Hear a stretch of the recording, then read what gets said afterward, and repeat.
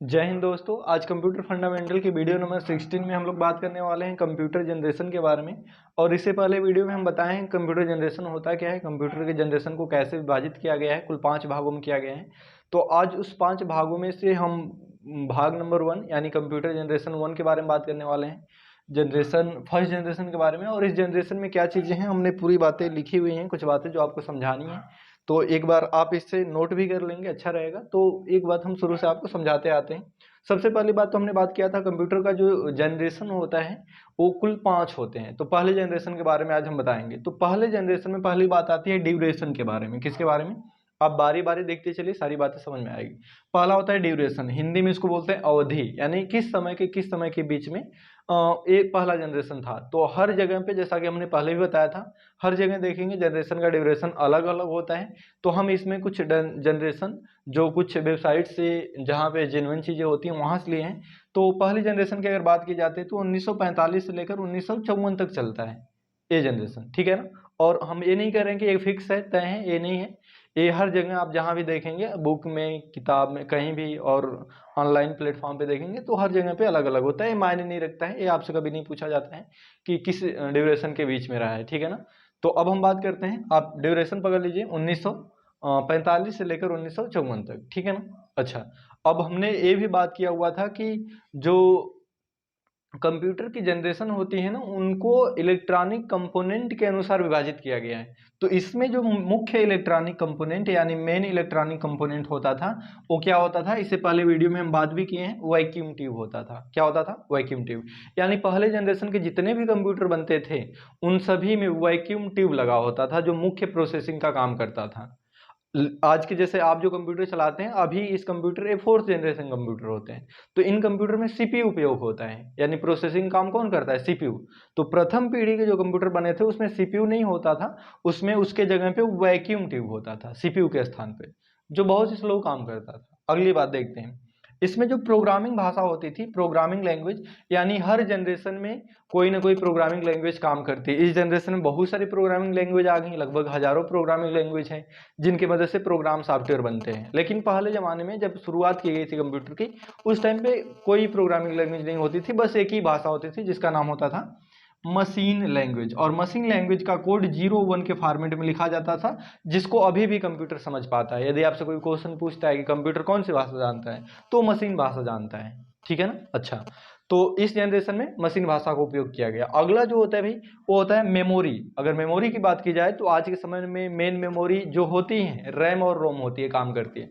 लेकिन पहले समय में नहीं होती थी। पहले जनरेशन कंप्यूटर में मुख्य मेमोरी का काम दो होते थे, एक मैग्नेटिक टेप हुआ करता था और एक मैग्नेटिक ड्रम होता था। आप इंटरनेट पे देखेंगे, सर्च करेंगे तो ये दिख जाएगा मैग्नेटिक टेप कैसा होता था और मैग्नेटिक ड्रम। यानी मेन मेमोरी का काम ये दोनों करते थे, मैग्नेटिक टेप और मैग्नेटिक ड्रम। रैम और रोम नहीं हुआ करता था।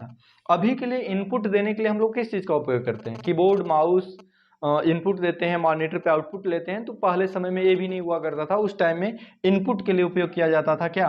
पेपर टेप और पंच कार्ड होते थे। पेपर टेप मतलब एक पेपर से बना हुआ धातु, मतलब एक तरह से कंपोनेंट होता था।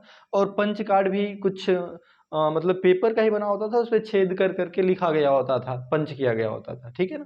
तो इनपुट आउटपुट के लिए हम लोग क्या यूज करते थे पहले समय में? पेपर टेप और पंच कार्ड उपयोग होता था, ठीक है ना। इसके बाद अगली जो बात आती है, सबसे जरूरी बात है कि इस जनरेशन के जो कंप्यूटर होते थे ना, बहुत ही स्लो काम करते थे, बहुत ही slow, very slow speed.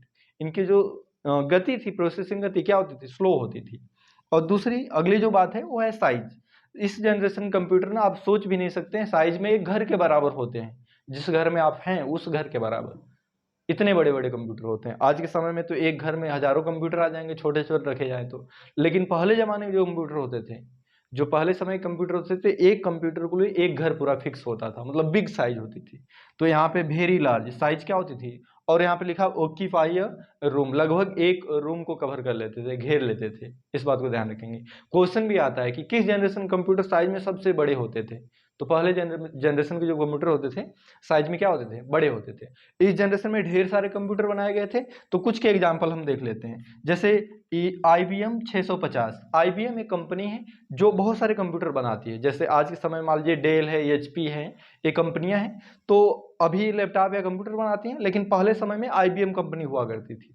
IBM का फुल फॉर्म होता है इंटरनेशनल बिजनेस मशीन। एक कंपनी होती थी और एक कंपनी जब भी कोई प्रोडक्ट बनाती थी तो अपने कंपनी का नाम लिख देती थी, साथ में मॉडल नंबर। तो IBM 650 फर्स्ट जनरेशन का कंप्यूटर है। ऐसा कई बार क्वेश्चन भी पूछा जाता है कि पहले जनरेशन के कुछ कंप्यूटर के नाम बताइए, तो IBM 650 हो गया, IBM 701 हो गया, ENIAC हो गया, एडवैक हो गया, यूनिवैक हो गया। ये सब किस जनरेशन कंप्यूटर होते थे? ये सब पहले जनरेशन कंप्यूटर होते थे। बात क्लियर है? ठीक है, अब आगे बात करते हैं। अच्छा, ENIAC विश्व का पहला इलेक्ट्रॉनिक कंप्यूटर माना जाता है, जिसको 1946 में किसके द्वारा बनाया गया था भाई? फाउंडर का नाम हमने लिखा है जे परस्पर एकर्ट और जॉन मार्कली के द्वारा बनाया गया था। ये कंप्यूटर जो था विश्व का पहला इलेक्ट्रॉनिक कंप्यूटर होता था, जो 1946 में बनाया गया, और ये फर्स्ट जनरेशन का कंप्यूटर होता है। इसका फुल फॉर्म की बात किया जाए तो electronic numerical integrator and computer इसका फुल फॉर्म होता है, ठीक है ना।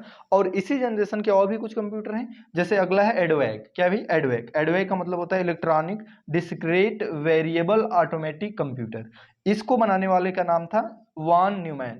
वॉन न्यूमैन का कंप्यूटर में सबसे ज्यादा योगदान होता है। कई बार क्वेश्चन भी आता है कि कंप्यूटर का पिता किसे कहते हैं, तो कंप्यूटर का पिता हम लोग कई वीडियो में पहले जो फंडामेंटल की वीडियो आई हैं उसमें बताए हैं कि कंप्यूटर का फादर चार्ल्स बेबेज कहा जाता है। लेकिन अगर क्वेश्चन आता है कि सबसे सर्वाधिक योगदान किसका रहा है कंप्यूटर बनाने में, तो इन्हीं व्यक्ति का रहा है, वॉन न्यूमैन का। ये सबसे ज्यादा इनका कंप्यूटर को बनाने में सर्वाधिक योगदान रहता है, ठीक है ना, रहा था। अगर आपसे क्वेश्चन पूछा जाता है कि कंप्यूटर बनाने में सर्वाधिक योगदान किसका रहा है, तो वॉन न्यूमैन का रहा है, ठीक है ना। अगला जो कंप्यूटर है यूनिवैक है। यूनिवैक का फुल फॉर्म होता है यूनिवर्सल ऑटोमेटिक कंप्यूटर, और ये 1992 में बनाया गया था। ये वही व्यक्ति बनाए थे जो ENIAC को बनाए थे, यानी एकॉर्ट और मॉकली के द्वारा बनाए गए थे। दोनों अलग अलग व्यक्ति, एकॉर्ट और मॉकली, इनको द्वारा बनाया गया था। ये दोनों लोग थे, क्या बनाए थे? एडवैक कंप्यूटर बनाए थे। एडवैक पहला यूनिवर्सल कंप्यूटर। ये भी पूछा जाता है विश्व का पहला कमर्शियल कंप्यूटर कौन है, जो कमर्शियल काम कर पाता था, वो क्या था? यूनिवैक था, यूनिवर्सल ऑटोमेटिक कंप्यूटर, ठीक है ना, यूनिवैक। तो ये हमने पहले जनरेशन के बारे में सारी बातें बताई, और इस जनरेशन में कुछ हम क्वेश्चन आपको गाइड कर देते हैं कैसे क्वेश्चन किए जाते हैं। तो पहला क्वेश्चन ये आता है भाई, सबसे इंपॉर्टेंट जो होता है कि पहला जो जनरेशन होता था इसमें मुख्य इलेक्ट्रॉनिक कंपोनेंट क्या होता था। तो मुख्य इलेक्ट्रॉनिक कंपोनेंट याद रखेंगे क्या होता था? Vacuum tube. इससे पहले भी वीडियो में हम लोग बात किए हैं। और पहले जनरेशन में प्रोग्रामिंग भाषा क्या होती थी? मशीन लैंग्वेज, जो 01 के फॉर्म में लिखी जाती थी, ठीक है ना। आज के समय में इसका उपयोग कम होता है, मतलब इसमें तो कोड लिखे ही नहीं जाते हैं, कोड किसी और भाषा में लिखे जाते हैं, इसमें कन्वर्ट कर दिए जाते हैं। ऐसा नहीं है कि कंप्यूटर ये लैंग्वेज नहीं समझता। आज के भी जो भी लेटेस्ट कंप्यूटर हैं वो सभी मशीन भाषा ही समझ पाते हैं, इसके बिना काम नहीं हो पाता। लेकिन इस भाषा में कोड नहीं लिखा जाता है, कोड और किसी भाषा में लिखा जाता है और सॉफ्टवेयर की मदद से उसको मशीन भाषा में कन्वर्ट कर लिया जाता है, तो इसकी जरूरत ही नहीं पड़ती है। हालांकि ये कंप्यूटर के द्वारा अभी भी ये समझी जाने वाली भाषा है। इसके बाद मेन मेमोरी यानी मुख्य मेमोरी, मैग्नेटिक टेप और मैग्नेटिक ड्रम हुआ करता था। अगला चीज है इनपुट के रूप में पेपर टेप, पंच कार्ड। आज के समय में कीबोर्ड, माउस, प्रिंटर, स्कैनर सभी यूज होते हैं, लेकिन पहले जमाने में ये सारी चीजें नहीं होती थी। स्पीड क्या होती थी भाई? काफी स्लो, वेरी स्लो। आज के समय यदि आपका इंटरनेट 2 मिनट 1 मिनट लेट चल रहा है तो बहुत दिक्कत होता है कि स्लो चल रहा है, लेकिन पहले के समय में कैलकुलेशन बहुत ही स्लो होती थी, बहुत ही स्लो।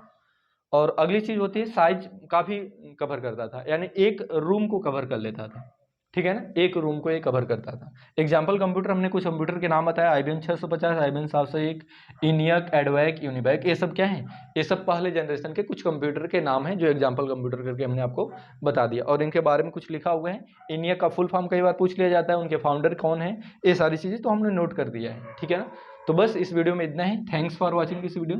अगली वीडियो में मिलते हैं। सेकेंड